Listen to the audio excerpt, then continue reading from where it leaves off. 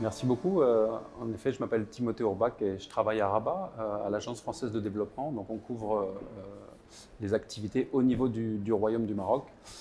Pourquoi est-ce qu'on vient ici? Pourquoi est-ce que l'AFD est présente au Blue Africa Summit? En fait, c'est assez naturel pour nous d'être ici pour deux raisons. La première, c'est le premier des termes, et la deuxième, c'est le deuxième des termes du sommet, Blue Africa.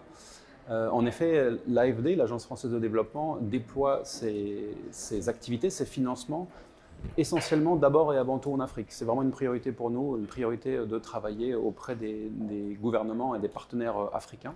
Premier élément de réponse. Et Blue, en effet, tout ce qui concerne l'économie bleue au sens large est extrêmement important pour nous. On s'inscrit dans les pas de l'agenda international, les 10 ans de l'accord de Paris dont on va fêter bientôt l'anniversaire. Et puis la convention sur la biodiversité, par exemple, de Kunming-Montréal, et également le sommet UNOC des Nations Unies, le sommet des Nations Unies sur les océans qui a eu lieu à Nice en juin. Donc pour toutes ces raisons, nous qui sommes une banque publique de développement, Agence française de développement, on est très intéressés à voir l'engouement autour de ces questions et autour du sommet Blue Africa Summit qui tient ici sa 3e édition à Tanger. Ça fait 3 ans qu'on vient participer.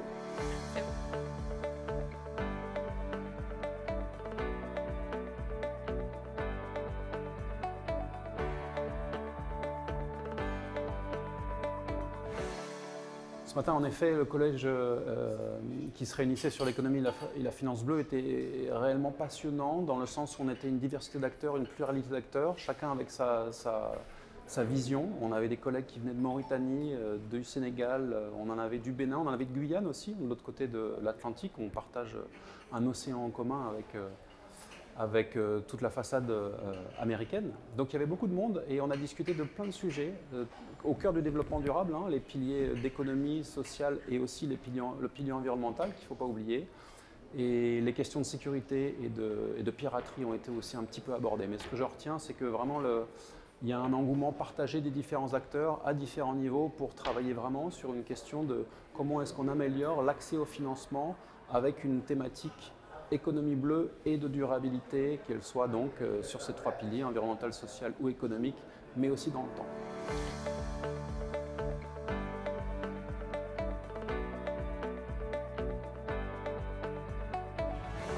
Avec grand plaisir. J'ai même compris de l'ambassadeur Poivre d'Arvor qu'il y aurait probablement des étapes qui passeraient par Rabat.